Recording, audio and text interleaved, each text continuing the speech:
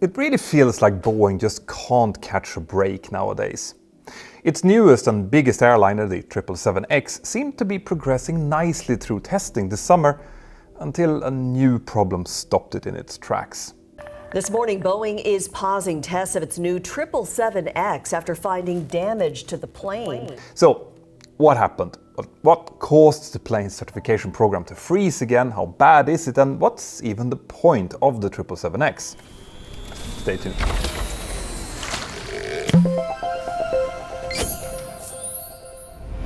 For some time now, I've been wanting to make a video with an update for you guys on the Boeing 777X project. Now, the reason that I wanted to do that was because there have been quite a few interesting developments in it over the past few months, and most of these have been positive. So the plan I originally had was to make this a feel-good Boeing story. But as it turns out, that just wasn't meant to be. In another setback for Boeing, the company just grounded its fleet of the 777X test plane. So over the week, as we record this, the 777X fleet is again grounded, which is doubly frustrating for a program that has been dragging on for such a very, very long time. Just to put this into perspective, the original Boeing 777 was launched in October of 1990. It flew for the first time in 1994, and it then entered service in June of 1995. This means that it went from project launch to carrying paying passengers in less than 5 years. Now, the Boeing 777X is a pretty comprehensive update to the original 777, as I will explain shortly, but even so, you would think that as this is an update, it would be quicker to develop, right? Well, no, not even close. When Boeing launched it in 2013, they thought that the first 777X variant would get certified in 2019 and then enter service either in the same year or in 2020. That's 7 years, so 2 more years than the legacy 777. But obviously that didn't happen. The most recent estimate was that Boeing hoped to get the plane delivered towards the end of 2025 with a service entry in early 2026. If that would happen, it would mean that it has taken from the launch in 2013 to service entry in 2026, 13 years, well over twice as long as it took to get the original 777 up and into production. In fact, just the delays to the program so far are longer than the original 777 development time. And I'm saying so far because these estimates were before the latest problems that were discovered in August. But before I get into that, why is Boeing developing the 777X in the first place? What's the point of it? Well, Boeing designed the original 777 to address a part of the market that, until then at least, was just a small niche. Long-distance flights with relatively few passengers, something that today is known in the industry as long and thin routes. Previously, Boeing had built a smaller version of the 747 for this role, which they called the 747 SP. And while that aircraft made sense for some distant city pairs, it had 4 engines, obviously, meaning that its economics was never good enough to make it wildly popular. Now, Boeing considered updating the 747 SP with newer engines, which they had already fitted to other 747s, but when the airlines rejected that idea, they actually thought of creating a new aircraft with 3 engines, like the McDonnell Douglas DC-10 or the Lockheed L-1011 TriStar. But by that point, Boeing had also gained good experience with their first ever twin-engine widebody, the 767, and there was no question that a twin-engine aircraft would have overall much better economics for all destinations than a similarly sized 3 or 4 engine jet. Boeing also soon figured out that such an aircraft would suit not just these long and thin routes, but basically every route with enough passenger demand to fill the aircraft, and that could potentially open up a whole new segment of long and thin routes. Hence, the Boeing 777 was born. Now, to a lot of us aviation enthusiasts, this aircraft was Boeing's finest hour, and that wasn't just because of its speedy development, which was fast even by the standards of the early 1990s. No, the 777 was also a very advanced design overall. It was, for example, Boeing's first ever aircraft with fly-by-wire controls. Its huge engines were just as new, and it entered service with a, for the time, incredible 3-hour ETOPS approval, which meant that the plane and its engines were thought to be reliable enough to fly huge distances, 3 hours away from nearest airport. In later years, the 777 family also grew with a longer fuselage, newer engines and updates to its wing and landing gear. The definitive passenger variant of the evolved 777 family was the 777-300ER, which also has been the best seller of all 777 variants to date. Now, depending on the airline, the 300ER can carry between 350 to slightly over 400 passengers, which means that when it entered service, it was big enough to actually replace its bigger sister, the Boeing 747, for some airlines. But not for all. And that's where the latest generation, the 777X, comes in. The first of these to enter service will be the 777-9, which is about 2.9 meters or 9.5 feet longer than the 300ER. Its higher capacity and range will now make it a direct replacement for the 747, suitable for basically any airline that are still flying passengers with the Queen of the Skies. A smaller variant, the 777-8, will then likely replace the 777-300ER, although it's actually a little bit smaller than the 300. But Boeing doesn't see that as a problem. They expect some of the 300ER users to just choose the bigger 777-9 instead, following the general upscaling trend in the industry. Finally, Boeing is also developing a freighter called the 777-8 Foxtrot to compete directly against the freighter version of Airbus's A350. And in fact, the Airbus A350 was actually a key factor in Boeing's decision to launch the whole 777X program in the first place. You see, Airbus hoped that the Airbus A350-1000, the largest variant of this type, would steal existing uses of the 777-300ER. And initially, Airbus had wanted to make the Airbus A350 by just updating the A330 with a new wing and engines. But the A330 was by then getting old. Its fuselage came from the A300, which had entered service already in the 1970s, meaning that it had already been updated once. So in the end, Airbus went with a completely new design, but by contrast, Boeing's 777 was at that point still relatively new, and its design was really popular with both the airlines, passengers and the pilots. So keeping the 777's fuselage and just updating it with newer engines and a completely new composite wing made total sense if Boeing wanted to compete with the Airbus A350. So essentially that's what the 777X is. A lengthened, re-engined, re-winged 777, a replacement for the Boeing 747 and an answer to the Airbus A350-1000. Now, that new wing that they fitted to it is also quite a bit longer, giving it a bigger aspect ratio, which makes it more efficient, but that's also why it needs those signature folding wingtips. You see, in flight, the 777X has a wingspan of 71.75 meters, or 235.4 feet. But that wingspan would, on the ground, require the 777X to use the same gates as a 747 or an Airbus A380, which are ICAO Category F gates. That would cost the airlines using it a lot more money, and the extra width would also cause some taxiway limitations. The solution?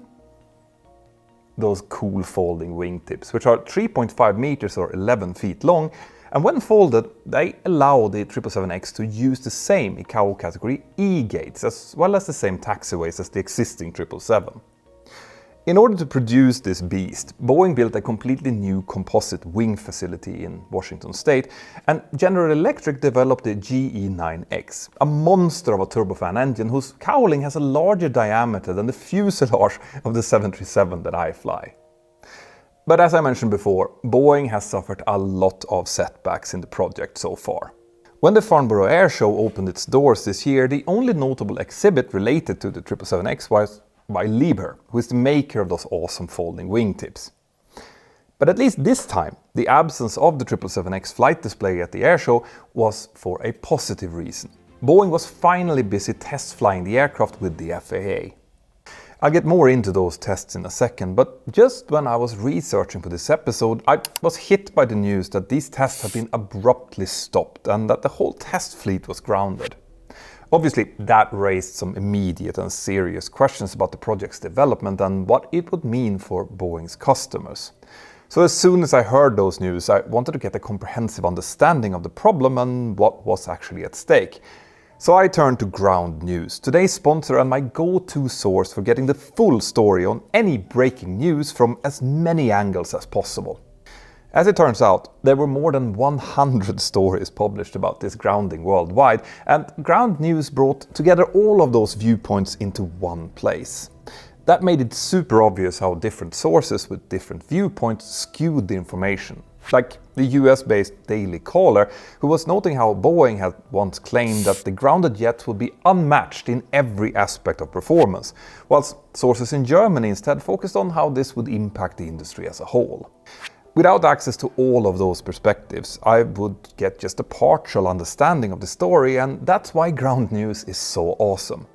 Their app and website gives more insight into any given story than a single article ever could, and that of course includes Boeing and aviation. They even show blind spot stories that are not widely covered by the rest of the media. When I read your comments, it's obvious how frustrated you sometimes are with the sensationalism and lack of knowledge that is sometimes shown by the mainstream media, and to combat that, Ground News is the best tool that I've found so far. But don't take my word for it. Use the link here below, which is ground.news/mentor, or scan this QR code to check them out. And if you use this code, you will get 40% off the Vantage plan for unlimited access. Thank you, Ground News. Now, where was I? Farnborough and those FAA test flights. At the Farnborough Air Show, Boeing and Qatar Airways announced a new order for 20 new 777-9s. And with these, Qatar now has orders for a total of 60 777-9s plus 34 777-8 Foxtrot freighters. So that was really good news for Boeing, who generally did well at Farnborough. And it also served as a nice follow-up to an even bigger and better story from earlier in July, when the FAA granted the 777-9 with its Type Inspection Authorization, or TIA. The TIA is a list of in-flight tests that an aircraft has to pass successfully in order to prove that it can enter service safely. Basically, the TIA is an extremely detailed checklist which forms a key step in the certification of any new airliner. This process is done by the FAA, with either FAA pilots flying the plane or with each step of the process completed with FAA personnel on board, observing and verifying the process.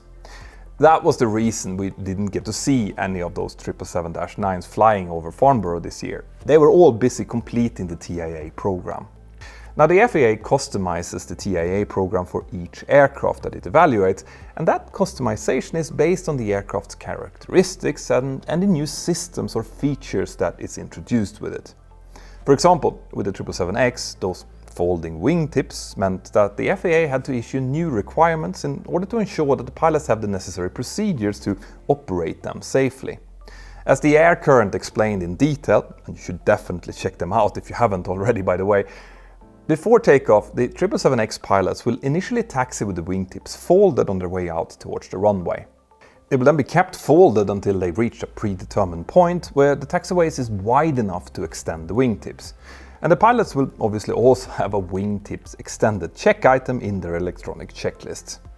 The process of actually extending the wingtips takes around 20 seconds to do, and if the pilots somehow forget to extend them or there is a malfunction with the system, a warning will light up in their engine indication and crew alerting system, ACAS, to make sure that the aircraft can never take off with the wingtips folded. After landing, the wingtips will start folding automatically once the speed drops below 50 knots, and if that doesn't happen, another ACAS message will tell the pilots to fold them manually. All of these things and procedures have to be tested thoroughly, and the TIA also has to account for things like how the folded wingtips will affect ground handling during strong crosswinds, for example. Obviously, it's normal for new aircraft designs to introduce new features, usually for better efficiency or to improve ergonomics, which is why there's no fixed duration of testing or a specific amount of flight hours to determine when the TIA process can start. The FAA just doesn't begin the process until they are satisfied that the test aircraft is ready for it. And the amount of time needed between the first ever flight of a new type and the start of the TIA flight testing has lately been increasing a lot. According to Aviation Week, which published a very detailed outline of this process, when the original 777 flew for the first time in 1994, it got its TIA just 1 month later, which explains how Boeing managed to get it certified and delivered to customers so quickly. But when Boeing certified the 787 in 2009, the TIA only came after a full 8 months of in-house flight testing. And the 777-9 flew for the first time in January of 2020 and has just got its TIA approval now, 4 years and 5 months later. So why did it take that long? Well, some of you might know that the 777X program had some very early problems with its engines and its fuselage. But to be clear here, those problems happened before even the first flight of the aircraft and therefore shouldn't really have played a role in the delays in getting that TIA. Boeing originally applied for the TIA of the 777-9 in 2021, but the FAA just simply rejected that application since they decided that the aircraft still wasn't mature enough as a design to be ready for it. And why was that then? Well, it was quite clear that the FAA was applying the hard lessons that they had learned from the 737 MAX disasters. So in this case, they were doing a lot of work more directly, rather than just relying on Boeing's own employees. And in this case, it seems like they quickly took issue with several different areas in Boeing's original submission. They were, for example, not happy with the way that Boeing had transferred some systems directly from the 787 to the new 777-9. In theory, this should have been a relatively straightforward thing because the 787 already shared a lot of systems and even a pilot type rating with the original 777, but not so this time. The FAA also wanted to see improvements in the redundancy of some involved systems, and they also wanted Boeing to comply with newer requirements related to human factors and various lessons on behavior of pilots in critical situations. So that process took a lot of additional time, and after the 737 MAX crashes, it wasn't just the FAA that was paying more attention. Other regulators around the world were now also closely involved in the certification process, effectively adding their own requirements in some cases. And there is even more to this story, like how Boeing lost even more time when they decided to switch engineers and other resources from the 777-9 to the still uncertified 737 MAX models during the past few years, as their priorities kind of flipped-flop between these two types. But in any case, finally, the coveted TIA came, and Boeing really wanted to get the process right on their first attempt here. That was important because if this FAA flight testing program would go through smoothly, Boeing would probably greatly improve its chances of speeding up the same process with the remaining 777X variants, the 777-8 and the 8 Foxtrot.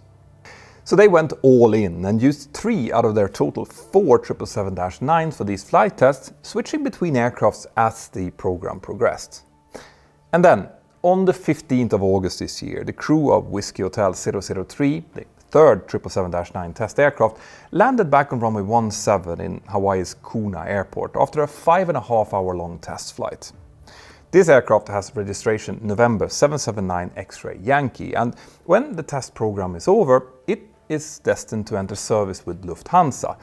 But as I'm recording this video, that aircraft hasn't flown again since that last flight, and actually none of the 4 777-9s have. The reason for this was that after the flight, Boeing's ground crew found a broken thrust link connected to one of the aircraft's engines, and that prompted Boeing's engineers to also examine all of the rest of the 777-9 fleet. And unfortunately, during those subsequent checks, Boeing found that there were cracks in more engine thrust links fitted to the rest of the 777-9 test fleet as well.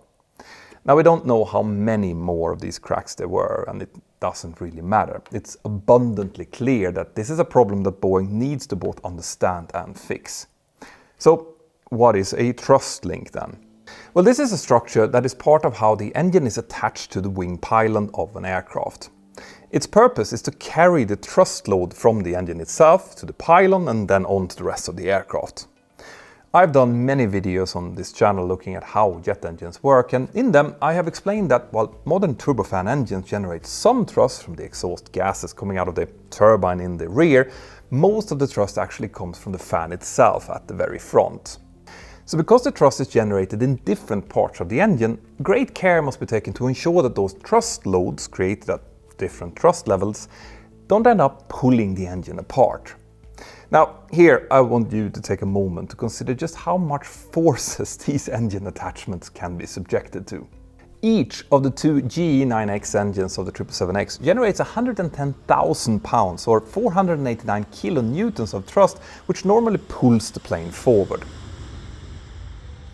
But if one of those engines would go to idle or even shut down while the airplane is at speed, that huge engine will instead start to generate insane amounts of drag, pushing it backwards instead.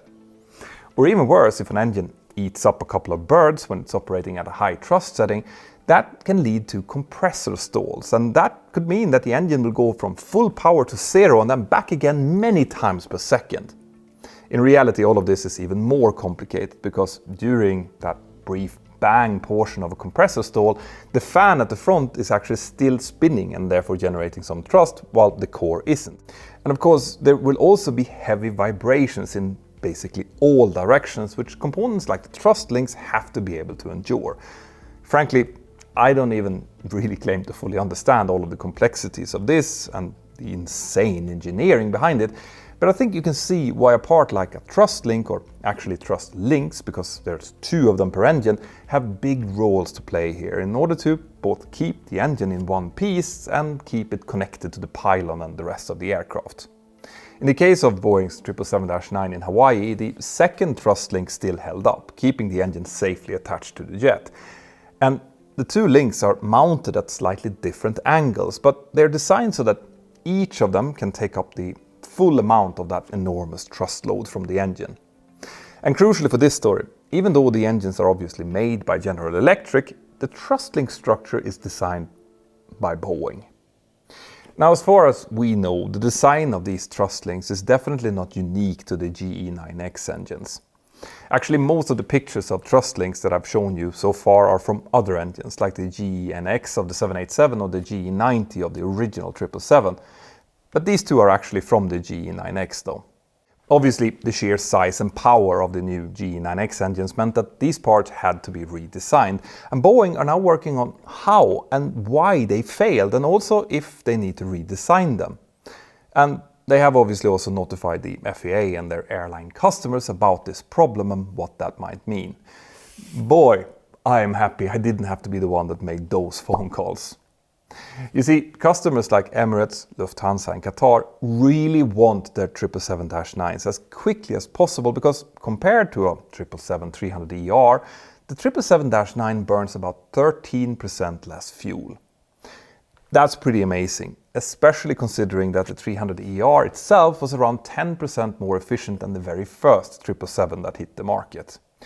But like I mentioned before, some of these airlines want the 777-9 to replace their older 747-400s. And compared to that four-engine jet, the 777-9 has an incredible 33% lower fuel burn. But until Boeing comes up with a fix for these thrust links, we won't know how much this will further delay the 777X. Time will tell. What do you think though? Let me know in the comments below. Now, make sure to check out our sponsor if you want to keep an unbiased view of what's going on around you, and you can also support me and the channel by joining my fantastic Patreon crew. Have an absolutely fantastic day wherever you are, and I'll see you next time. Bye bye.